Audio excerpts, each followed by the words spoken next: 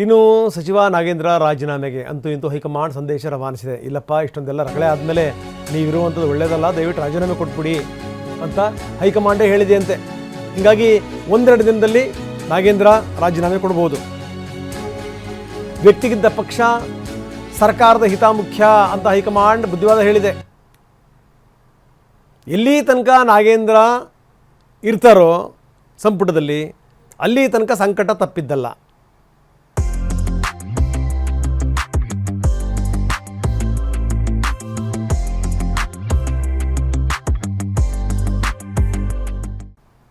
BJP ಮತ್ತು JDSಗೆ ಪ್ರಮುಖವಾದಂಥ ಅಸ್ತ್ರ ಇದು. ಇನ್ನು CBI ಪ್ರಾಸಿಕ್ಯೂಷನ್ಗೆ ಏನಾದರೂ ರಾಜ್ಯಪಾಲರ ಅನುಮತಿ ಕೊಟ್ಟರೆ ಇನ್ನಷ್ಟು ಮುಜುಗರ. ಸೊ ಯಾಕೆ ಬೇಕು ರಗಳೇ? ಇನ್ನು ಸಂಪುಟ ಪುನರ್ರಚನೆ ಆಗುತ್ತೆ ಅನ್ನುವಂಥ ನಿರೀಕ್ಷೆ ಇತ್ತಲ್ಲ, ಅವ್ರಿಗೆ ನಿರಾಶೆ. 3-4 ತಿಂಗಳು ಇಂಥ ಪ್ರಯತ್ನ ಕೈ ಹಾಕಲ್ಲ. ಇನ್ನು ಯಾವ ಧೈರ್ಯದಲ್ಲಿ ಕೈ ಹಾಕ್ತಾರೆ ಹೇಳಿ? ಈಗಲೇ ಇಷ್ಟೊಂದು ಮುಜುಗರ ಆಗಿದೆ. 60 ದಿವಸ ಪಟ್ಟಿ ಹಿಡ್ಕೊಂಡು ಬಿಡುಗಡೆ ಆಗದನ್ನೇ ಕೊನೆಗೆ ಸೇರಿಸಿದ್ಯಾರನ್ನ ನೀವು? ಅದೇ ಹಳಬರನ್ನ.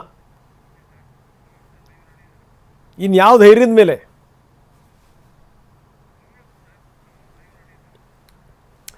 ಬನ್ನಿ, ಪ್ರಮೋದ್ ಶಾಸ್ತ್ರಿ ನಮ್ಮ ಜೊತೆಗೆ ಈಗ ಸಂಪರ್ಕದಲ್ಲಿದ್ದಾರೆ. ಪ್ರಮೋದ್, 2 ಸಂಗತಿಗಳು ಅಂತೂ ಇಂತೂ ನೋಡಿ. ದೇಹದಲ್ಲಿ ಯಾವುದಾದ್ರೂ ಒಂದು ಅಂಗ ಸರಿಯಾಗಿ ಕೆಲಸ ಮಾಡಲಿಲ್ಲ ಅಂದರೆ, ಅಥವಾ ಆ ಅಂಗದಿಂದ ಇಡೀ ದೇಹಕ್ಕೆ ಏನಾದರೂ ತೊಂದರೆ ಆಗುತ್ತೆ ಅಂತಂದರೆ, ಎಕ್ಸಾಂಪಲ್ ಗಾಲ್ ಬ್ಲಾಡರ್ ಆಗಿರ್ಬೋದು, ಒಂದು ಕಿಡ್ನಿ ಆಗಿರ್ಬೋದು, ಮುಲ ಇಲ್ದಂಗೆ ಕಿತ್ತು ಬಿಸಾಕ್ತಾರೆ ಪ್ರಮೋದ್. ಯಾಕಂದರೆ ದೇಹ ಉಳಿಬೇಕು, ಜೀವ ಇದ್ದರೆ ಜೀವನ ಅನ್ನುವಂಥದ್ದು. ಹಾಗಾಗಿ ಏನು ಅಂದರೆ ಇವಾಗ ತುಂಬ ಸ್ಪಷ್ಟವಾಗಿ ಹೈಕಮಾಂಡ್ ಹೇಳಿದೆ, ಪಕ್ಷ ಮುಖ್ಯಪ್ಪ, ಸರ್ಕಾರ ಮುಖ್ಯ, ದಯವಿಟ್ಟು ರಾಜೀನಾಮೆ ಕೊಟ್ಬಿಡಿ ಅಂತ ಹೇಳಿ ಅಂತ. ಅದು ಒಂದು ಕಡೆಗೆ.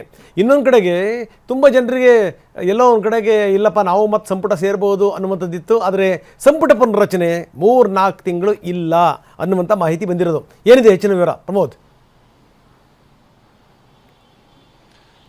ರಂಗನಾಥ್, ಈಗಾಗಲೇ 2 ವಿಚಾರಕ್ಕೆ ಮುಖ್ಯಮಂತ್ರಿಗಳು ದೆಹಲಿಗೆ ಹೋಗಿದ್ರು. ಒಂದು, ಈಗಾಗಲೇ ನಾಗೇಂದ್ರ ಅವರ ರಾಜೀನಾಮೆ ವಿಚಾರಕ್ಕೆ ಯಾವ ತೀರ್ಮಾನವನ್ನು ಕೈಗೊಳ್ಳಬೇಕು ಅನ್ನೋಂಥದ್ದು ಒಂದು ವಿಚಾರ. ಅಟ್ ದ ಸೇಮ್ ಟೈಮ್ ಈಗಾಗಲೇ ಕೃಷ್ಣಪ್ಪ ಸೇರಿದಂತೆ ಅನೇಕ ಹಿರಿಯ ನಾಯಕರು ಸರ್ಕಾರದ ಮೇಲೆ, ಮುಖ್ಯಮಂತ್ರಿಗಳ ಮೇಲೆ ನಿರಂತರವಾಗಿ ಒತ್ತಡವನ್ನು ಹಾಕ್ತಾ ಇದ್ದಾರೆ. ಸಂಪುಟಕ್ಕೆ ಸೇರಿಸಿಕೊಳ್ಳಬೇಕು ಅನ್ನುವಂಥ ಒತ್ತಡ ಕೂಡ ಆಯಿತು. ಅದರಲ್ಲೂ ಕೂಡ ಕೃಷ್ಣಪ್ಪನವರು ನಥಿಂಗ್ ಲೆಸ್ ದೆನ್ ಮಿನಿಸ್ಟ್ರಿ ಅನ್ನುವಂಥ ನೇರವಾದಂಥ ಮಾತುಗಳನ್ನು ಹೇಳಿದರು. ಹೀಗಾಗಿ ಮುಖ್ಯಮಂತ್ರಿಗಳ ಈ ದೆಹಲಿ ಯಾತ್ರೆಯಲ್ಲಿ ಸಂಪುಟ ಪುನರ್ರಚನೆಗೂ ಕೂಡ ಒಂದು ಕಸರತ್ತು ಮಾಡ್ತಾರೆ. ಸಣ್ಣ ಪ್ರಮಾಣದ ಸರ್ಜರಿ ಆಗುತ್ತೆ ಅನ್ನುವಂಥ ಸಾಕಷ್ಟು ನಿರೀಕ್ಷೆಗಳು, ಚರ್ಚೆಗಳಿತ್ತು. ಆದರೆ ಈಗ ದೆಹಲಿ ಮೂಲಗಳಿಂದ ಬರ್ತಾ ಇರುವಂತಹ ಮಾಹಿತಿ, ಮೊದಲನೇದಾಗಿ ನಾಗೇಂದ್ರ ಅವರ ರಾಜೀನಾಮೆಗೆ ಹೈಕಮಾಂಡ್ ಕೂಡ ಒಲವನ್ನು ವ್ಯಕ್ತಪಡಿಸಿದೆ. ಯಾಕೆಂದ್ರೆ 2 ವಿಚಾರ. ಒಂದು, ರಾಜಕೀಯವಾಗಿ ಪ್ರತಿಪಕ್ಷಗಳ ಬಳಿ ಇರುವಂತಹ ಬಹುದೊಡ್ಡ ಅಸ್ತ್ರ ಅಂದ್ರೆ ಅದು ಈಗಾಗಲೇ ರಾಜೀನಾಮೆ ವಿಚಾರ. ಜೊತೆಗೆ ಪಾದಯಾತ್ರೆಯನ್ನು ಕೂಡ ಮಾಡ್ತೀವಿ ಅನ್ನುವಂಥ ಮಾತನ್ನು ಹೇಳ್ತಾರೆ. ಪಾದಯಾತ್ರೆಯಿಂದ ದೊಡ್ಡ ಬದಲಾವಣೆ ಆಗದೆ ಇದ್ರೂ ಕೂಡ ಒಂದು ರಾಜಕೀಯವಾದಂಥ ನರೇಷನ್ ವ್ಯಕ್ತವಾಗುತ್ತೆ. ಜೊತೆಗೆ ದಲಿತ ಸಮುದಾಯದ ಮೇಲೆ ಒಂದು ಇಂಪ್ಯಾಕ್ಟ್ ಆಗುವಂಥ ಸಾಧ್ಯತೆ ಇರುತ್ತೆ, ಒಂದು ಮೆಸೇಜ್ ಪಾಸ್ ಆಗುವಂಥ ಸಾಧ್ಯತೆ ಇರುತ್ತೆ.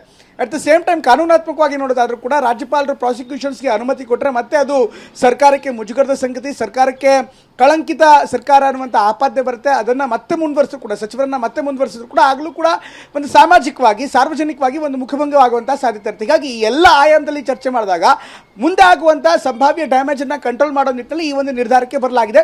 ಬಹುಶಃ ನಾಗೇಂದ್ರ ಅವರಿಗೂ ಕೂಡ ಪರೋಕ್ಷವಾಗಿ ಸೂಚನೆ ಕೊಟ್ಟಿದ್ದಾರೆ ಅಥವಾ ನೇರವಾಗಿ ಸಂದೇಶ ಕೊಟ್ಟಿದ್ದಾರೆ. ಇದ್ರ ಬಗ್ಗೆ ಇನ್ನಷ್ಟು ಮಾಹಿತಿ ಬರಬೇಕಾಗಿದೆ. ಆದರೆ ಒಂದು ಕಮ್ಯುನಿಕೇಷನ್ ಅಂತೂ ಖಂಡಿತವಾಗ್ಲೂ ಆಗಿದೆ. ಅಟ್ ದ ಸೇಮ್ ಟೈಮ್ ಈಗ ಪುನರ್ರಚನೆ ಮಾಡಬೇಕು, ಈಗ ಇನ್ನೇನು ಮಾಡೇ ಬಿಡ್ತಾರೆ, 3 ಜನ ತಗೋತಾರೆ ಅನ್ನುವಂಥ ನಿರೀಕ್ಷೆಗಳು ಗಟ್ಟಿಯಾಗಿತ್ತು.